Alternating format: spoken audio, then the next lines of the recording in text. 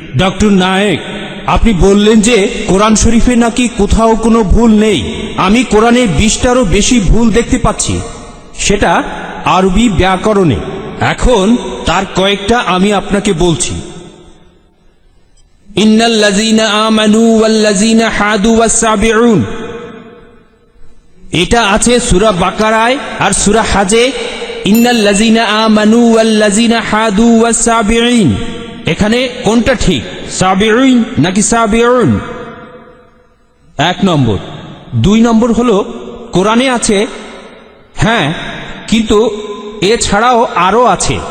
সূরা তাহার 63 নম্বর আয়াতে ইন্না হাজানি লেসাহিরান, ভুল, ইন্না হাজাইনি লেসাহিরান। এটার কি ব্যাখ্যা দেবেন? এছাড়াও আমি আরো অনেক ভুলের কথা জানি। এক্সকিউজ মি, আমরা শুধু প্রথম প্রশ্নটা গ্রহণ করব, সময়ের অভাবে দ্বিতীয় প্রশ্নটা গ্রহণ করতে ঠিক পারছি আছে, না। ঠিক আছে। ভাই, আপনি খুব সুন্দর একটা প্রশ্ন করেছেন।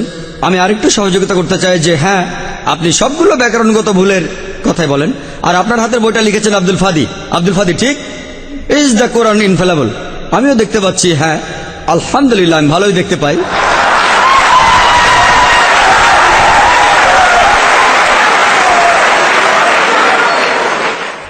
আমি এই 20টা ভুলের সবগুলোর উত্তর দেব, কারণ আমি বইটা পড়েছি। আমি সবগুলোর উত্তর দেবো ইনশাল্লাহ, ইনশাল্লাহ। 1 নম্বর পয়েন্ট ভাই, 1 নম্বর পয়েন্ট, এখানে 1 নম্বর পয়েন্ট হলো যে আরবির সব ব্যাকরণ এসেছে কোরআন থেকে। কোরআন হলো সর্বোচ্চ আরবি বই, যে বইটাতে সবচেয়ে উঁচু মানের সাহিত্য আছে। আরবি ভাষার সব ব্যাকরণ এসেছে কোরআন থেকেই। কোরআন হলো ব্যাকরণের মূল গ্রন্থ, আর কোরআন যেহেতু ব্যাকরণের মূল গ্রন্থ এবং সব ব্যাকরণে এসেছে কোরআন থেকে, কোরআনে কোনো ভুল থাকতে পারে না। 1 নম্বর পয়েন্ট। 2 নম্বর পয়েন্ট, 2 নম্বর পয়েন্ট, 2 নম্বর পয়েন্ট। ব্যাপারটা এরকম যে আপনি একটা রুলার নিলেন, আর সেই রুলারের গায়ে দাগ কাটা আছে, তারপর বললেন যে মাপটা ভুল হয়েছে। এটা বেশ অযৌক্তিক। 2 নম্বর পয়েন্ট, আরবে বিভিন্ন আলাদা আলাদা গোত্রে, আপনি যদি আরবি জানেন, আর ডক্টর উইলিয়াম ক্যাম্বেল আমার সাথে একমত হবেন যে আরবের গোত্রগুলোর মধ্যে ব্যাকরণ মাঝে মধ্যে বদলে যায়। কিছু কিছু আরবীয় গোত্রে যে শব্দটা স্ত্রীবাচক, অন্য আরেক গোত্রে সেটাই পুরুষবাচক। একই শব্দ, তবে গোত্রভেদে ব্যাকরণ বদল হতে থাকে, এমনকি শব্দের লিঙ্গ বদলে যায়। তাহলে আপনি কি কোরআনকে সবগুলো ব্যাকরণ দিয়ে পরীক্ষা করবেন? না। আর এছাড়াও কোরআনের ভাষা এত উঁচু মানের, এতই উঁচু মানের, এর কাছাকাছি কোনো সাহিত্য নেই। আর কোরআনের বিরুদ্ধে অনেক বই আছে, ইন্টারনেটে গেলে দেখবেন 12টা ব্যাকরণের ভুল, 21টা ব্যাকরণের ভুল, আব্দুল ফাদি 20টা ব্যাকরণের ভুল। আপনাদের কি ধারণা খ্রিস্টানরা এই ভুলগুলো বের করেছে? কারাই ভুল বের করেছে? জানেন কারা করেছে? মুসলমানরাই। মুসলমান পণ্ডিতরা, যেমন জামকশারি, তারা এটা করেছেন।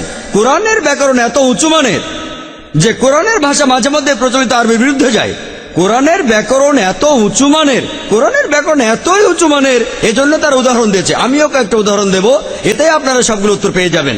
তারা উদাহরণ দিয়েছে যে কোরআনে লেখা আছে লূত আলাইহিস সালামের গোত্রের লোকজন, তারা সকল নবীকে ত্যাগ করেছে।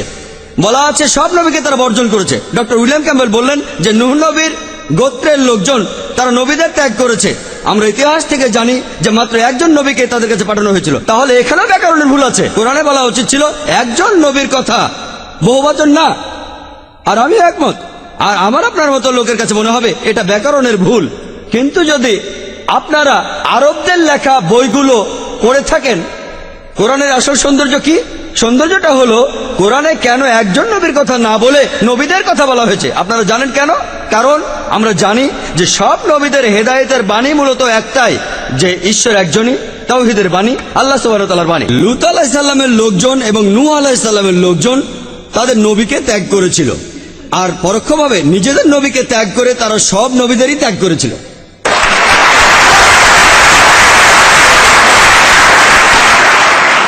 সৌন্দর্যটা দেখেন, ভাষার অলংকার দেখেন, আলহামদুলিল্লাহ। আপনার মনে হতে পারে এটা ব্যাকরণের ভুল, কিন্তু এটা ভুল নয়। একইভাবে নূর সারওয়ার নামে একজন বলেছেন যে কোরআন বলছে কুন ফা ইয়া কুন, হ বললে হয়ে যায়। এটা নাকি হবে কুন ফা কানা, হ বললে হয়ে যেত।